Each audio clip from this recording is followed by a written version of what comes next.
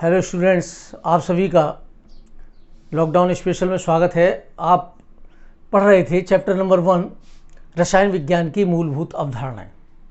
तो इसमें जैसा मैंने कल आपको पढ़ा दिया था कि रसायन विज्ञान के महत्व क्या हैं, यानी उनके बारे में जानकारियाँ, और ख़ास तौर से रसायन के क्या क्या प्रयोग हैं, कृषि क्षेत्र में है, चिकित्सा क्षेत्र में है, युद्ध के क्षेत्र में है, दैनिक जीवन में है, ये सभी मैंने आपको कल पढ़ाया था। आज जो टॉपिक होगा वो होगा मापन का, यानी रसायन विज्ञान की मूलभूत अवधारणाएं चैप्टर नंबर 1 है। ये सभी बच्चे ध्यान रखें। इसमें जो पहला टॉपिक है आज का वो है मापन। मापन सामान्य बात कर लेते हैं। हम लोग कपड़ा लेने के लिए जाते हैं, उससे क्या कहते हैं कि हमें 2 मीटर कपड़ा दे दो, 1.5 मीटर कपड़ा दे दो, 5 मीटर कपड़ा दे दो, यानी इसकी जो यूनिट है लंबाई की वो मीटर हो गई। ऐसे ही हम लोग कहते हैं घड़ी में कितना बजा है, तो हम लोग कहते हैं इतने बज के इतने सेकंड हो गए। और इसी प्रकार से यदि आपसे कहा जाए आपका वेट कितना है, तो आप कहोगे हमारा 40 केजी है, 80 केजी है, 20 केजी है। जिसका जो वेट होता है वो किलोग्राम में हम लोग कहते हैं। तो ये सभी यूनिट्स की बात चल रही थी। तो अलग अलग देशों में पहले क्या था, मापन के लिए अलग अलग यूनिट्स थी। कहीं पर गज चल रहा था, कहीं पर फुट चल रहा था, कहीं पर अलग अलग यूनिट्स थी। हम लोग कह देते दर गज, जैसे बीकानेर का गज अगर आप कहें तो 2/2 का अगर गज, यानी दर गज की बात करें या वर्ग फुट की बात करते तो हम लोग 1 गुणे 1 वर्ग फुट। इसी तरीके से दर गज जो बीकानेरी था वो 2/2 का था। 2 × 2 = 4 वर्ग फुट। ये यूनिट थी एक दरगज की। जबकि अन्य जगह पूरे भारत में 3/3 का था। तो क्या हो गया कि लंबाई सब जगह अपने देश में ही अलग अलग थी। कोई छटांग नापता था, कोई शेर में नापता था, है ना। तो ये यूनिट अलग अलग हो गई। अब जब दूसरे देशों की बात आई तो दूसरे देशों में क्या हुआ, दूसरे देशों में भी अलग अलग यूनिट्स चल रही थी। कोई फुट में नाप रहा था, कोई गज में यहाँ इंडिया में नाप रहा था, कोई किसी में नाप रहा था, कोई अपना लठ ले रखा था उसके अनुसार नाप रहे थे, जेरिकेन्स बना रखी थी। तो 1960 में एक कोई अंतर्राष्ट्रीय गोष्ठी हुई। तो वहाँ पेरिस में मानक ब्यूरो में सभी के माप एक निश्चित यूनिट बना करके और सभी की डेफिनेशंस लिख करके वहाँ छोड़ दी गई कि इसको मीटर माना जाए, इसको सेकंड माना जाए। इन्हीं सभी पर आधारित बात हम लोग मापन की करते थे। अब चूंकि रसायन विज्ञान के अंतर्गत मापन की कहाँ आवश्यकता पड़ गई, बिल्कुल साफ पड़ गई जब हम लोग प्रायोगिक बात करते हैं। प्रायोगिक, तो प्रायोगिक में क्या होता है कि किसी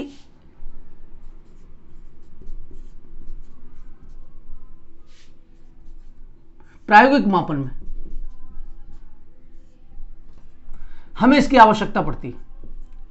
क्या कहा हमने, किसी राशि के मापन के लिए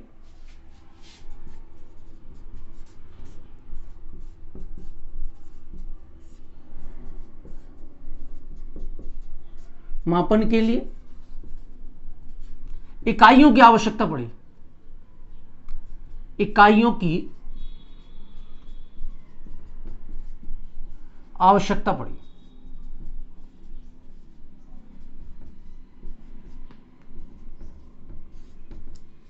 अब आप कहोगे कि इसमें कहां पड़ी। देखो, जैसे हम लोग कोई केमिकल लेते हैं, आपस में मिलाते हैं, तो एक निश्चित द्रव्यमान होता है उसका। एक देखते कितने समय में, सेकंड के हिसाब से देखते हैं। तो इन सब के लिए ही हमें इनकी जरूरत पड़ी।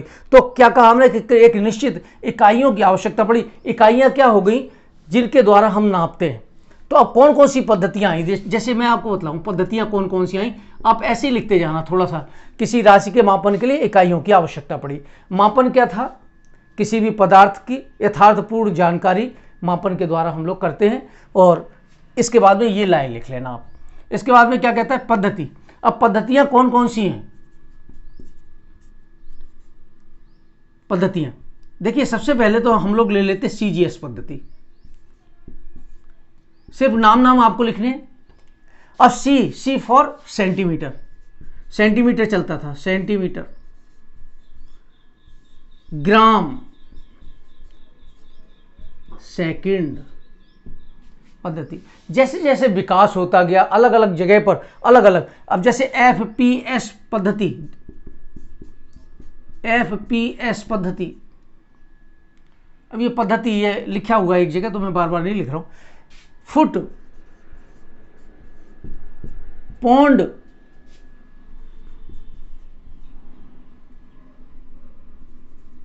फुट पाउंड सेकंड पद्धति। देखिए यहां पर क्या कह रहा है ये, CGS का मतलब है सेंटीमीटर ग्राम सेकंड पद्धति, और ये हो गई फुट पाउंड सेकंड पद्धति। लेकिन थोड़ा सा और विकास हुआ, थोड़ा और विकास हुआ तो क्या हुआ कि आगे जाकर के MKS पद्धति आ गई। तीसरा नंबर था MKS पद्धति।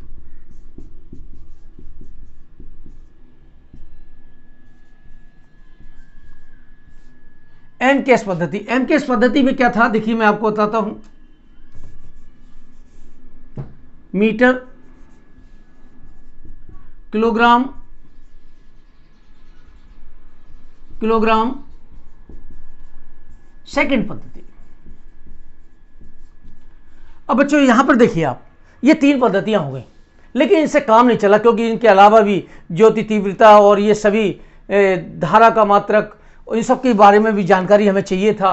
पदार्थ की मात्रा कैसे नापते, जैसे आजकल हम लोग मोल से कहते हैं, तो ये सब बात की जानकारी इससे पूरी कंप्लीट नहीं हो रही थी। इसके लिए 1960 में पेरिस में एक मीटिंग हुई, अंतरराष्ट्रीय मीटिंग कह सकते हो। तो हम लोग कह सकते हैं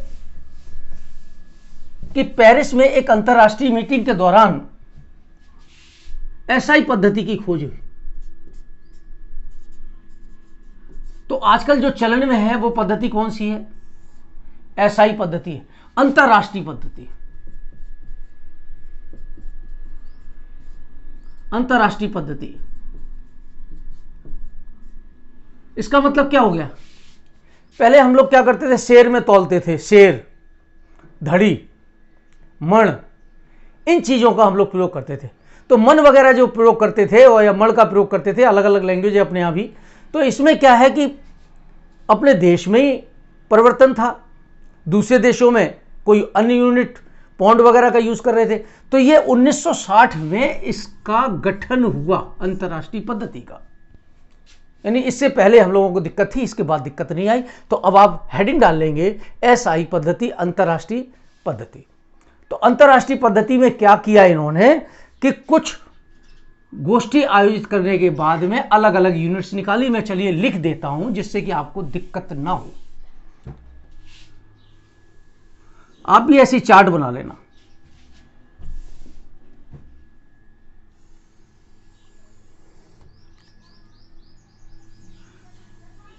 यहां तो आप लिखेंगे क्रम संख्या, यहां लिखेंगे भौतिक राशियां,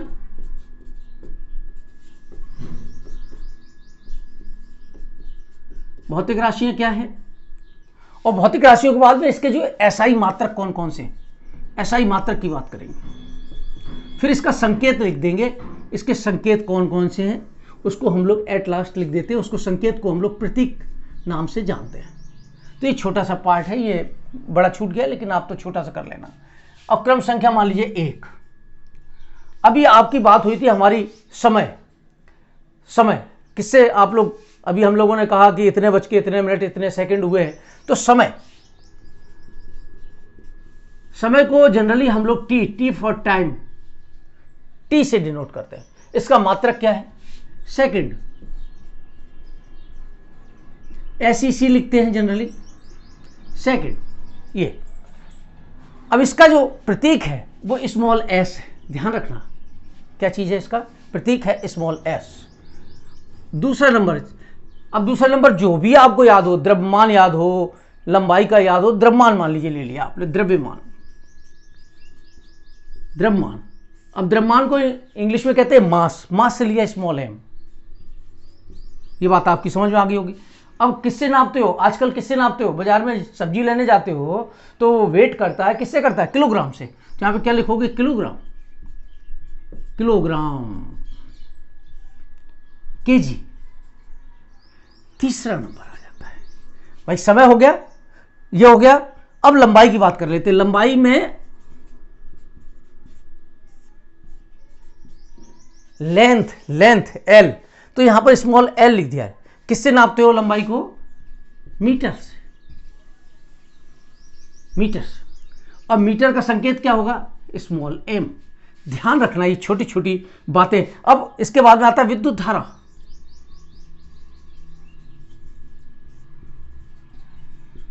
विद्युत धारा की बात कर लेते हैं। तो विद्युत धारा को हम लोग आई, और इसका मात्रक क्या है? एम्पियर। सभी बच्चों को पता है एम्पियर, 10वीं क्लास में बहुत अच्छा सा पढ़ा हुआ है।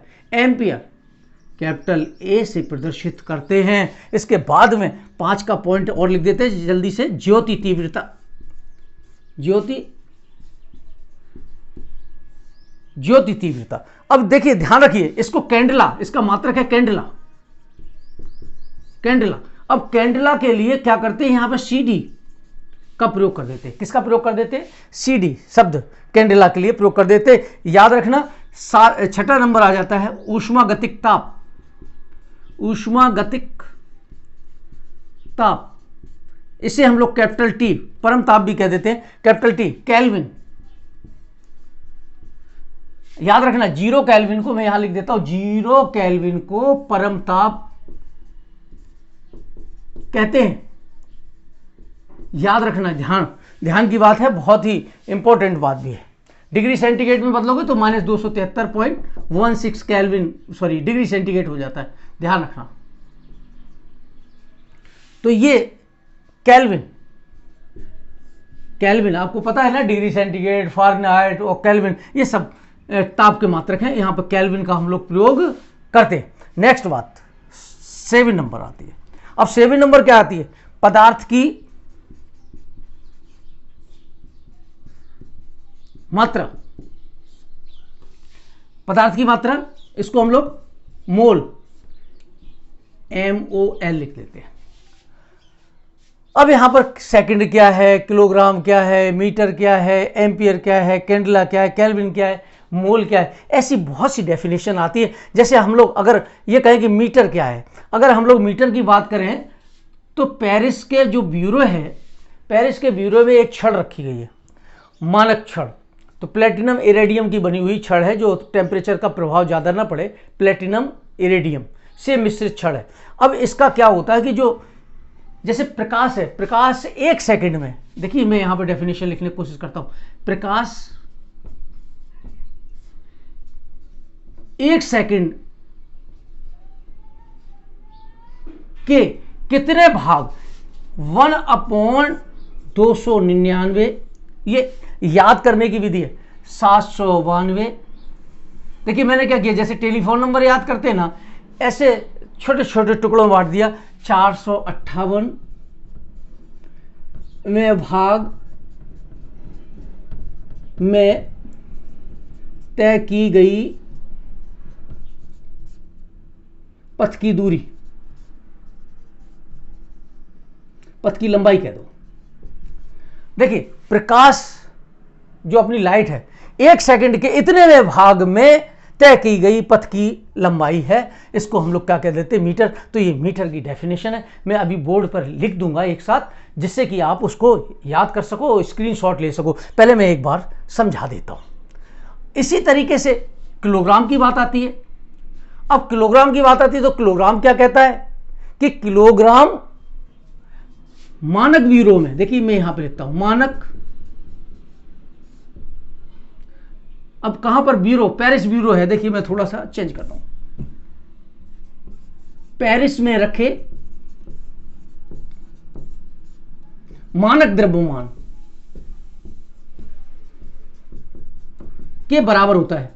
आप लोग देखेंगे किसी भी दुकान पर जाएं, उसके बाट को जिसके द्वारा तौलते हैं, वेइंग करते हैं, उसको लीजिएगा, पलट कर देखिएगा, उसमें मोहर लगी होती है।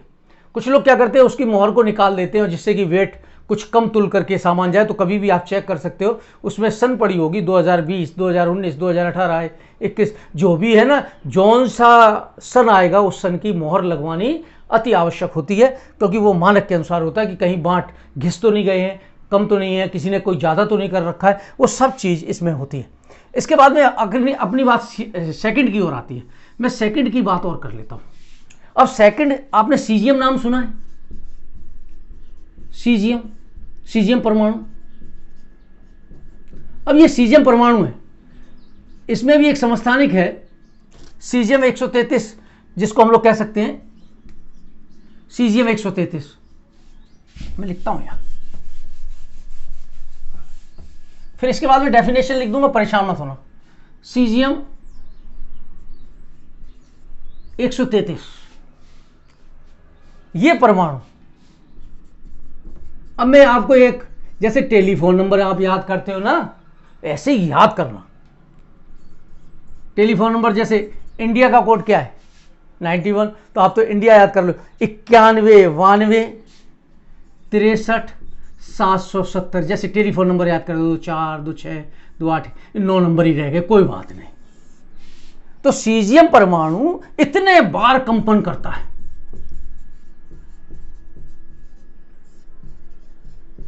इतने बार कंपन करता है, तब जाकर के 1 सेकंड होता है। अर्थात अपनी बात कह गया मैं कि 1 सेकंड में सीजियम परमाणु इतने बार कंपन करेगा, अर्थात सीजियम परमाणु के इतने बार कंपन करने को हम 1 सेकंड कहते हैं। कितनी इंटरेस्टिंग बात है, इतने बार कंपन कर लेगा 1 सेकंड में। 1 सेकंड ही छोटा होता है, वैज्ञानिक धन्य हैं जिन्होंने इतनी छोटी छोटी बातें निकाल करके हमारे लिए रखी हुई हैं। तो इस तरीके से इन सभी की डेफिनेशंस मैं लिखता हूं। मीटर क्या है, इसको आप उतार लेंगे। अब हम लोग ले लेते हैं एसआई मात्रकों की डेफिनेशंस। यहां पे जैसे मीटर के लिए मैंने ये सभी मैंने आपको लिखा हुआ है, आप लोग क्या करना है, इसकी स्क्रीनशॉट ले लें और आराम से बैठ करके, या फिर इसको रोक करके वीडियो को बीच में, और ये पूरा लिख लेना, जैसे कि तैसा लिखना है आपको। मैंने इसीलिए पूरा एक ब्लैक बोर्ड पर पूरा एक साथ लिख दिया है, जिससे आपको डेफिनेशन में दिक्कत ना आए। चलिए समझते हैं इसको। वैसे मैंने इसको समझा दिया था कि मीटर क्या है, किलोग्राम क्या है, सेकंड क्या है, ये मैंने पीछे अभी आपको समझा ही रहा था, लेकिन अब आप फिर से एक बार देख लो। मीटर क्या है, यह लंबाई का मात्रक है। प्रकाश द्वारा, जो अपनी लाइट होती है ना, सनलाइट की बात करते हैं, प्रकाश द्वारा 1 सेकंड के कितने में भाग में, देखिए 1/299,792,458। हमने आपको याद अभी कराया था, कैसे याद कराया आपको, 299, 792 और 458। तो इतने में भाग में तय की गई दूरी, पथ की लंबाई को, यानी 1 सेकंड के अंदर। अब 1 सेकंड के कौन सा भाग है, 1 सेकंड के इतने में भाग के अंदर, ऐसे कह दें, में तय की गई दूरी को हम लोग 1 मीटर कहते हैं। फिर से समझो, 1/299,792,458 में भाग में, यानी सेकंड के इतने में भाग में चली गई दूरी को हम मीटर कहते हैं। तो ये डेफिनेशन आपको याद करनी है, किताब में दी है, पेपर में नहीं आती है, लेकिन कंपटीशन में बाय द वे पूछ दे, उसके लिए तैयारी जरूरी होती है। अब किलोग्राम की बात करते हैं। पेरिस के मानक ब्यूरो है, पेरिस में एक मानक ब्यूरो रखा गया, जहाँ पे अंतर्राष्ट्रीय संग्रहालय है, जहाँ पे सभी प्रकार की यूनिटों को रख दिया गया है, और ये कहा गया है कि जब जरूरत हो तो इसी के मानक के अनुसार इसकी मोहर लगा दो। तो पेरिस के मानक ब्यूरो में रखे मानक किलोग्राम एक निश्चित किलोग्राम है, जिसपे टेम्परेचर पर असर नहीं हो रहा है, उसके द्रव्यमान में न तो घिस रहा है, न कुछ हो रहा है, कमी हो रही है, ना वृद्धि हो रही है, उसके बराबर है। तो क्या डेफिनेशन निकल आई, पेरिस के मानक ब्यूरो में रखे मानक किलोग्राम के बराबर है। अब सेकंड क्या है, सेकंड, अब सीजियम परमाणु आपने नाम सुना होगा, देखिए मैं इसको साफ करता हूं, पर आपने स्क्रीनशॉट ले रखा होगा। अब सीजियम परमाणु है, अब सीजियम परमाणु को क्या किया इन्होंने, देखा कंपन कर रहा है, और कितना कंपन कर ले, देखिए मैंने अभी अभी आपको बतलाया था पीछे, इतने बार कंपन कर ले, तो ये क्या माना गया, इतने सेकंड माना गया। तो हमने कहा कि 1 सेकंड में 91 92 63 770, इस तरीके से आप याद कर लेना, इतने बार सीजियम परमाणु कंपन करता है, इसको हम लोग 1 सेकंड कह देते हैं। नेक्स्ट बात आती है अपनी एम्पियर की। अब एम्पियर में क्या कह रहा है, विद्युत धारा की इकाई है, किसकी इकाई है ये, विद्युत धारा की इकाई है। किसी परपथ में 1 कूलाम आवेश 1 सेकंड में प्रवाहित होता है, कितने सेकंड में, तो उस परपथ में विद्युत धारा का मान A for ampere, A for ampere होता है। फिर से एक बार सुन लीजिए, विद्युत धारा की इकाई है, किसी परपथ में 1 कूलाम आवेश 1 सेकंड में प्रवाहित होता है तो उस परपथ में विद्युत धारा का मान 1 एम्पियर होता है। तो ये बात हो गई यहां तक। अब नेक्स्ट लेते हैं हम लोग, केल्विन की बात कर लेते हैं। केल्विन,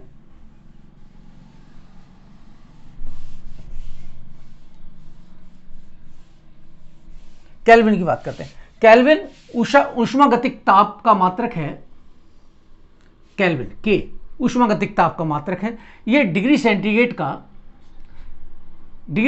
का कितना होता है? 273 पॉइंट, यानी 0 केल्विन बराबर होता है 1/273.16, यानी त्रिक बिंदु, ऊष्मागतिक के त्रिक बिंदु। कब ये मान लिया गया कि 273.16वां भाग है, इसको हम लोग केल्विन कह देते हैं।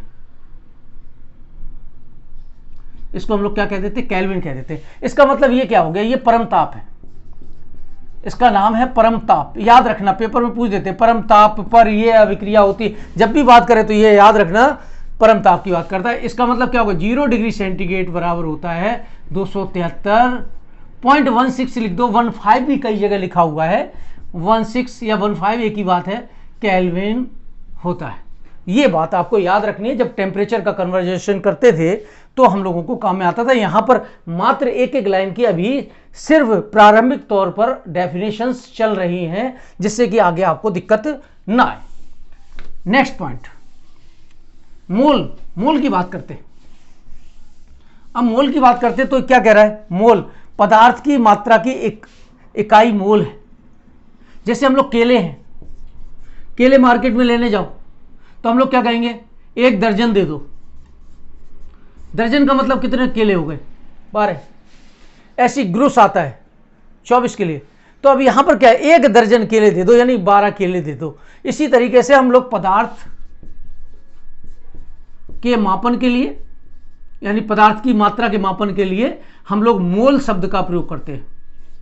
मोल शब्द का प्रयोग करते हैं। तो इसकी 3 डेफिनेशंस आती हैं। मैं आपको एक डेफिनेशन बतलाता हूं जिससे कि आपको अच्छी तरीके से याद हो जाए। जब मोल का जब टॉपिक आएगा, इसी चैप्टर में आगे आएगा, तो इसके न्यूमेरिकल्स पेपर में जरूर आते, बहुत इंपॉर्टेंट है। तो मैंने डेफिनेशन कुछ इस तरीके से लिख दी कि पदार्थ की इकाई मोल है।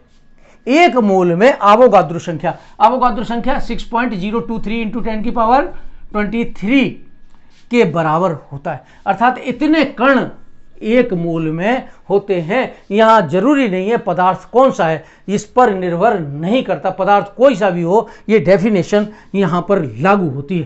तो ये बात आप याद रखना। वैसे तो ये भी कहा गया है कि C12 के 12 ग्राम में, दूसरी डेफिनेशन है, देखिए मैं बतला देता हूं। वैसे तो मैं सोच रहा था कि एक ही बतलाऊं, क्योंकि जब मोल कॉन्सेप्ट आएगा उस समय हम आपको बतलाएंगे, लेकिन थोड़ा सा जनरली बतला देते हैं। कार्बन 12 ये समस्थानिक है, समस्थानिक के 12 ग्राम कितने बात की कर लें? 12 ग्राम में उपस्थित परमाणु के बराबर, 12 ग्राम में उपस्थित परमाणु के बराबर। देखिए ये लिख दिया हमने। तो ये जो रेड पेन से लिख रहा हूं ये सिर्फ समझाने के लिए लिख रहा हूं, ध्यान रखना। और ये सब डेफिनेशंस हैं, तो आप लोग चाहें तो ये डेफिनेशंस भी लिख सकते हैं। एक डेफिनेशन ये हो गई, दूसरी डेफिनेशन ये हो गई। बुक में जो आपकी सारणी बनी हुई है उसमें स्टार्टिंग में ये डेफिनेशन दे रखी है, लेकिन ये बहुत काम की डेफिनेशन है, ये अपने आगे आकर के काम में आएगी। तो ये क्या लिखा हमने? कार्बन 12 समस्थानिक के 12 ग्राम में उपस्थित परमाणु के बराबर जो मात्रा है उसको हम परमाणु के बराबर को हम लोग 1 मोल मानते हैं। कितना मानते हैं? 1 मोल मानते हैं, ये ध्यान रखना। तो बच्चों ये तो थी इसकी डेफिनेशंस। कल जो हम लोग टॉपिक लेकर के चलेंगे उस टॉपिक का नाम है रासायनिक संयोग के नियम। बहुत ही इंपॉर्टेंट टॉपिक होगा हमारा आपका, रासायनिक संयोग के नियम। यहां पर आज का जो आपका काम है, आप इसको अच्छी तरीके से लिखना, याद करना, बुक जरूर खोल के रखना, क्योंकि एनसीईआरटी और सीबीएसई, आरबीएसई जो भी बोर्ड हैं और इनके द्वारा या एनसीईआरटी की जो बुक्स हैं है ना, बुक का है। जो बोर्ड होते हैं वो CBSE और RBSE हैं। इनके अलावा भी यूपी बोर्ड हैं, अन्य बोर्ड हैं। इनकी आप बुक को टैली करें, आप अपने अनुसार थोड़ा सा इसमें चेंजिंग भी कर सकते हो। तो बच्चों, कल का जो पॉइंट है वो है रासायनिक संयोग के नियम, बहुत इंपॉर्टेंट है। तो कल के लिए तैयार रहिए। Thank you.